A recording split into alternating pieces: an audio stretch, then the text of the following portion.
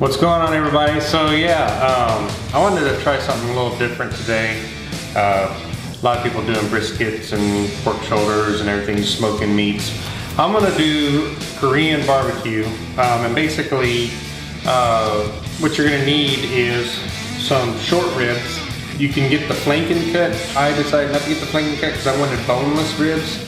So I got these regular top blade short ribs, boneless, and I'm doing it the simple way. I'm also gonna do a more customized, more from scratch method later. But today we're gonna use this Korean beef barbecue sauce. It's a marinade as well. So basically we're gonna marinate the ribs in this sauce for overnight pretty much. So it's gonna marinate for about anywhere from 16 to 24 hours. So let's go ahead and get started, shall we? So basically what you're gonna need is, like I said before, you're gonna need the sauce. And this is Korean beef barbecue sauce. You can probably find other brands that are, as long as it says Korean beef barbecue sauce. And what's unique about the sauce is it's got soy sauce, sugar, pear puree. You wanna use Asian pear puree, onion, garlic, sesame oil, sesame seed, sorbitol, black pepper, and then it's got all the extra little inactives in it. But the thing is, in the raw recipe, you use the same ingredients, but you make it from scratch, and I'll show you how to do that in the other video. But for this one, this is just like a quick, simple way to make Korean beef ribs. So, the other thing is you're gonna need a 1 gallon bag here. I've got 1, 2, 3, 4, 5 ribs. I'm actually gonna cut them in half, because it's just, you know, they're too long. I wanna cut them in half, and it makes more servings anyways. So, you take your bag, we're gonna go ahead and fold it out. That way when you're putting your ribs in, you're not really touching the outer part, you know, you've got it ready to go here. So let's get started. We'll go ahead and cut open our package.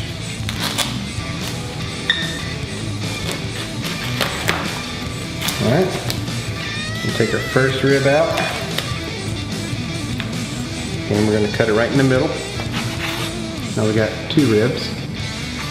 Toss them in your bag. Take the next one, cut it in the middle, toss it in the bag, and you're just gonna go through each rib and dissect them, pretty much.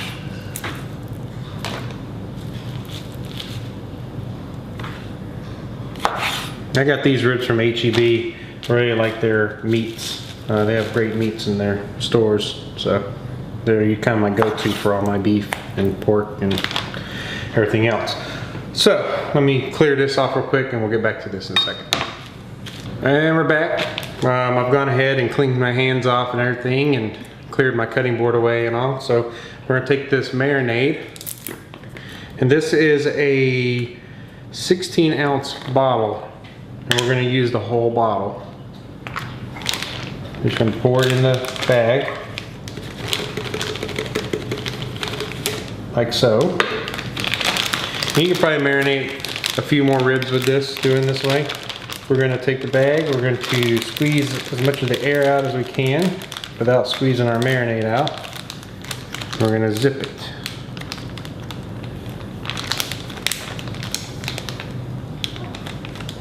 And we wanna zip it, make sure that nothing leaks out. There we go. Now, you're gonna take this bag and just kind of mix the ribs around in the marinade real good. Make sure they're covered 100%. And when you set them in the fridge,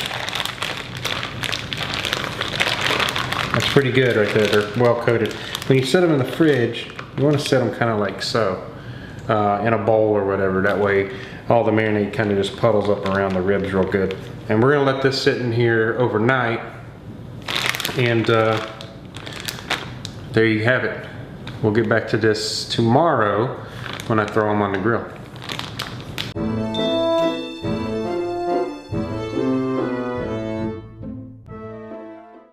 All right, guys, here are the ribs.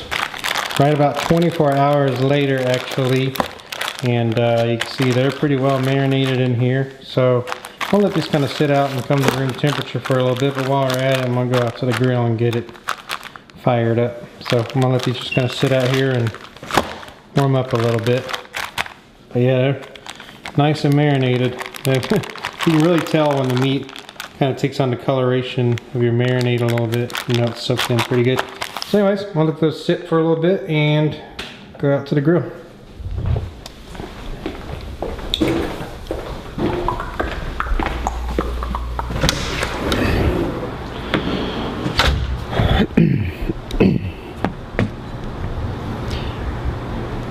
Man, look at the weather.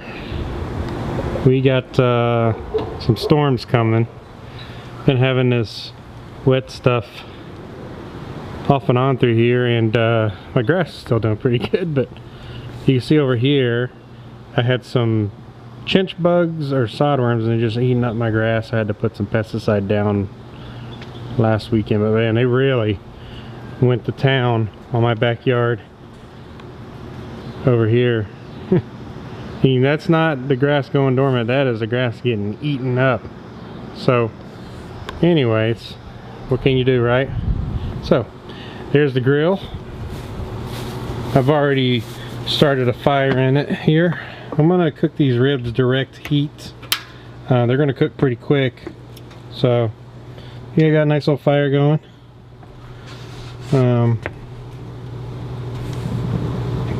Just piled up my lump charcoal. I'm still using this Western products here. Just real wood lump charcoal. I'm not sure what type of wood it is. It doesn't specify, but hey, it works. But man, yeah, nothing special about this at all with the fire. Just getting it hot. So I'm gonna just cook these about 450 degrees on direct heat. These should be delicious. So, with that being said, we're gonna have some good ribs. Korean barbecue ribs. Like I said, I'm gonna do a more from scratch method later, but I just wanted to try out this marinade to see how it comes out. So we'll get the ribs on here shortly when they come up to temp. So see you in a bit.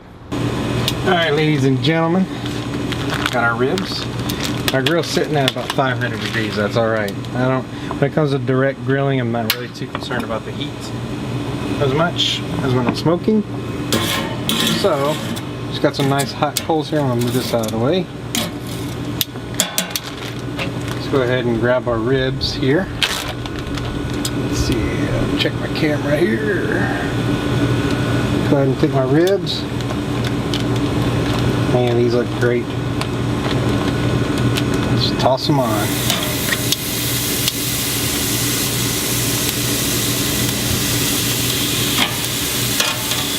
Oh man, these smell good. You guys, these smell incredibly delicious already.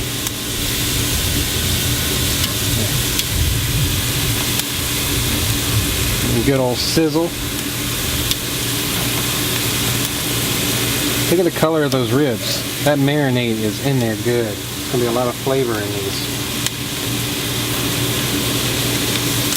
Basically, I'm gonna cook these until I hit about 165 degrees on them. One more, a few more in here. Just try to make yourself some room if you start to run out of room. So I'll come and flip them here in probably about 6 minutes or so. You got a little extra marinade juice here. What I like to do with it is take it and kind of slowly pour it over each rib. Falls in the fire pit, no big deal. Just kind of like to get that flavor on there, you know. Just kind of go around. All right. Now we're gonna put my basket in place, and we're gonna let these go for about 6 minutes. So I'll see you in 6 minutes. Look at all that smoke just billowing out the top. I'm gonna leave you here for a minute.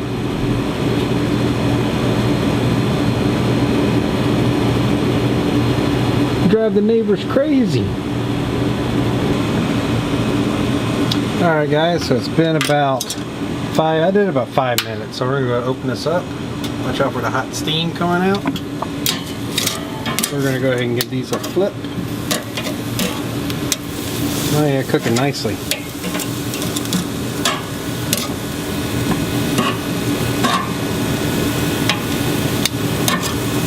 We're going to let these char up a little bit too, so I'm going to flip them this time, and I'm probably going to flip them another time, a couple more times just to get them charred up.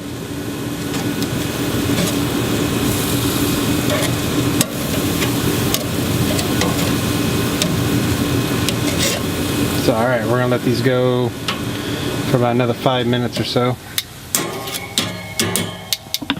And since my temperature dropped significantly when I opened it up, I'm going to actually open the top dome up to about the halfway notch, and I'm going to open the bottom dome up to about the 2.5 mark. Or 3, let's do 3. So that'll get the fire kind of roaring up a little bit. So, be back shortly. Alright guys, it has been 5 minutes, so I'm going to go ahead and pop this open and give these ribs a flip. Cautiously open it, of course. Oh yeah, these are starting to look like ribs.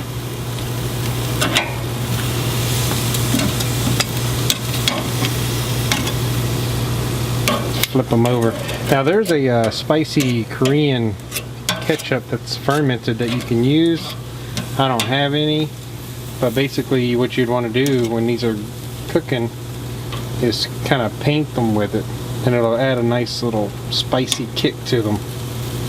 But you don't have to do that. As a matter of fact, a lot of times they don't do that, but I'll probably do that in my next video, is paint them with that Korean paste. It's like I think it's called Korean ketchup, and they use it as a real spicy fermented chili paste that they use on their meats. So I'm gonna let these go another 5 minutes. We'll check the temp of them, and then we will pull them.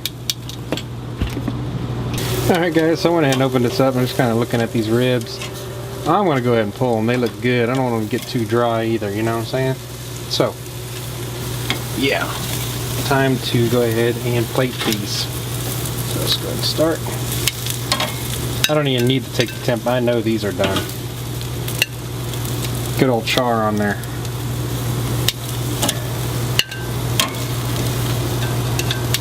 Should be good. Wish I had that spicy ketchup to go on these, but hey, nevertheless, I'll do it in the next video.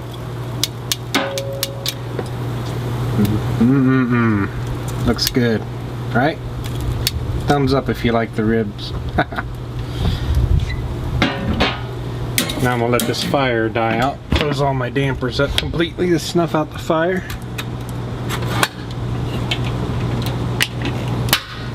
Or I'll see you inside.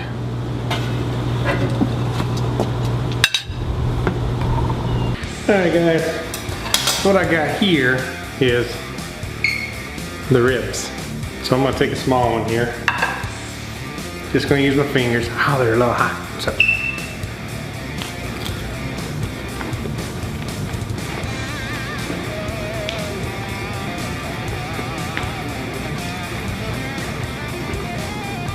Man,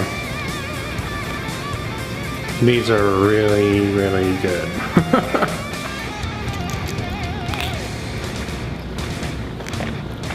No, you can do. Oh, yeah, you got a little focus on there, huh? Not so much, but anyways, these are really good. So I'm gonna put a link down below to where you can find the sauce to marinate these. And also probably a link to the spicy stuff, the ketchup, if you will, that I plan on getting and using next go around. So anyways, these are really good.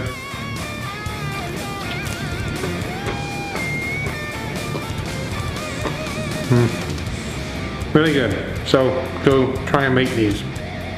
See you later.